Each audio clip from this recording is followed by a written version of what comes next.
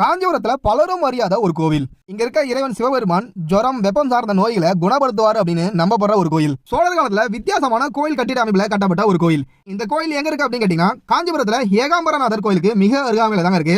இந்த கோயிலோட பேர் பாத்தீங்கன்னா ஜுவரஹரீஸ்வரர் சிவன் கோயில் அப்படின்னு சொல்லி அழைக்கிறாங்க. கிட்டத்தட்ட 1000 ஆண்டுகளுக்கு முன்பு சோழர் காலத்துல வித்தியாசமான முறையில கட்டப்பட்ட இந்த கோயில் பாக்குறதுக்கு பூங்கானை மாட வடிவான கோயில் போல தெரிஞ்சாலும் இந்த கோயில் நீள் வட்ட வடிவான கருவறையும் விமானத்தையும் கொண்டது அப்படின்னு சொல்லிட்டு வரலாற்றாளர்கள் கருதுறாங்க.